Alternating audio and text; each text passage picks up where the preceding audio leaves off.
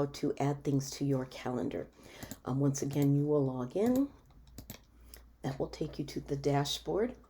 On the left-hand side in the dashboard, we're going to go to events. I will click on all events just so that you can see how they are looking in here. You'll notice some little coding on here, the BR. There's sometimes ones that will have an HR next to them. Here it is right here. And I will show you all what that means. But for now, let's go out of here for a minute. We're going to go up to Grace and Trinity Lutheran Church, and we're going to go to Visit Site. And we're going to go down to your calendar. And let's go into March. All right.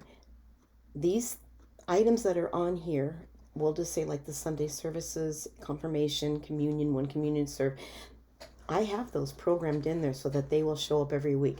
If we go 3 months away from now, or 4 or whatever, into June, we'll see that they're still on there.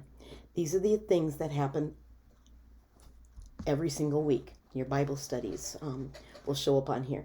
When things change is when maybe you'll need to go in and do some editing. But we'll just say for the sake of argument that we need to add a new event.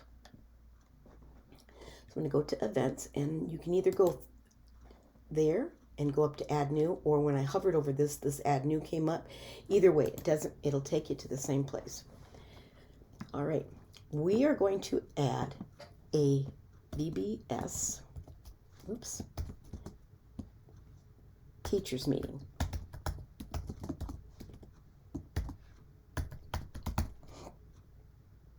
And it's going to be happening at 5:30 in the afternoon. Okay. Now, first thing I need to let you know that anything that's over about 18 characters will not show up great on the calendar. The calendar box is small, and what will end up happening is we'll just say VBS teachers, and the word meeting will start to go behind the box next to it. So we need to tell the computer when to make a break, and that's what those codes that I showed you. So BR is for a break. The other thing that we'll need to put on here is where is that meeting going to be. And again, I always put a break after I add either Trinity or Grace, and that will show up like so. We are going to add a date, and we're just going to say that the meeting, we're going to go into April.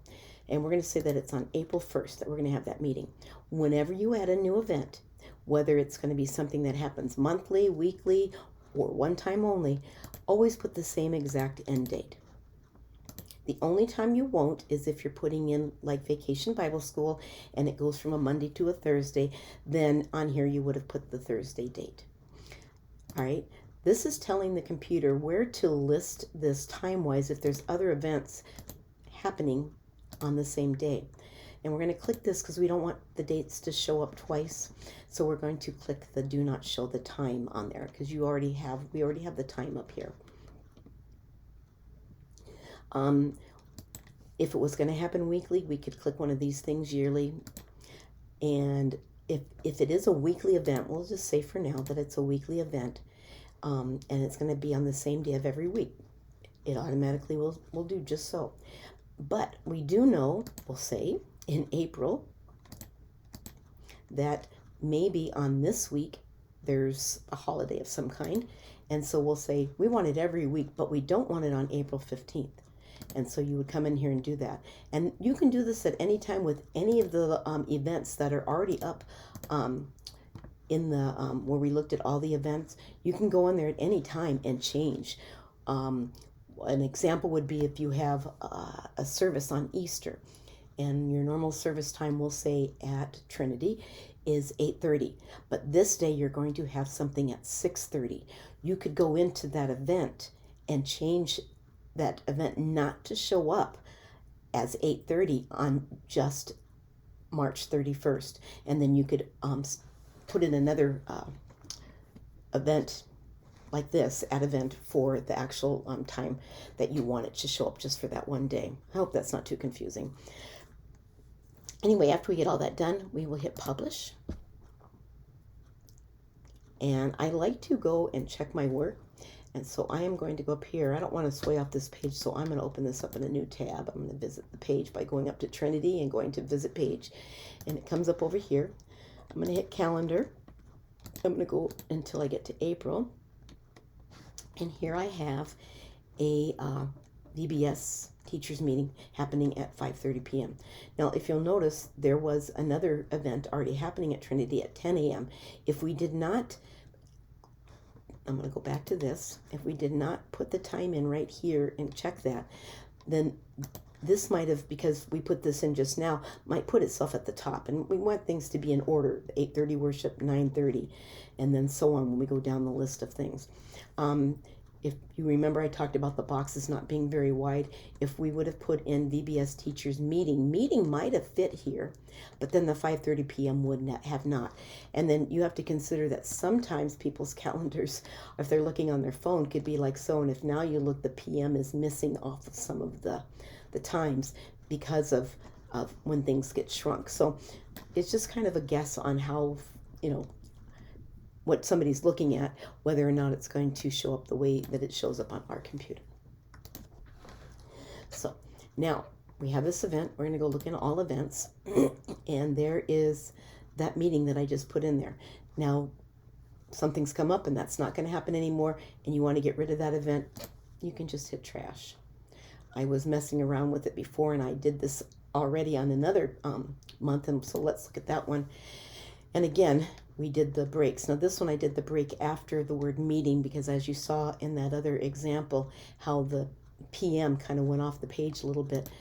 So if I go to preview changes and go to the calendar into March, then we see on this one how it lines up pretty good. And even if the page does, whoops, sorry about that, the page does shrink, you can still read most of what you need to read, okay? And if people know to turn their phone sideways, then their pages get a little bit wider, so that also helps. But anyway, that's what that's for.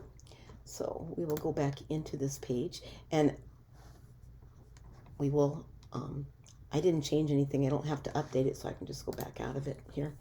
But we're not having that meeting, so once again, I'm going to trash it, right? So now let's look at some of the things that are already up there. The midweek Lenten services. This one was created with the idea that it is something that happens weekly, but it's going to end. So the services originally started on Ash Wednesday, and I don't know why this is not capitalized. I don't think it matters, but I'm just going to fix it because that's what I like to do. But anyway, so the next one will happen on March 6th at 1:30 p.m. That's the Trinity one. Now the Grace one, we can't add that time in, but that's okay because the way that we have this listed here, everything will show up in order on that page. And we wanted to hit when we want it to stop, reincur until March 20th. And March 20th was selected because the next week is Holy Week, and you won't have any more of the midweek Lenten services anymore. We'll update that. And let's go look on the calendar and see what that looks like. I'm going to reload this here. And we see that we have those services, and they are in order just by nature of how that one was loaded. It gets a little trickier when you look at the Sunday worships, because this is an event, and then it hovers over that, and that's what it looks like. That's an event. This is all an event here. So let's go into all events again. And I want to go into this, into how we have it loaded. And sometimes it'll do this if you were in here and you didn't save something, you can just ignore that.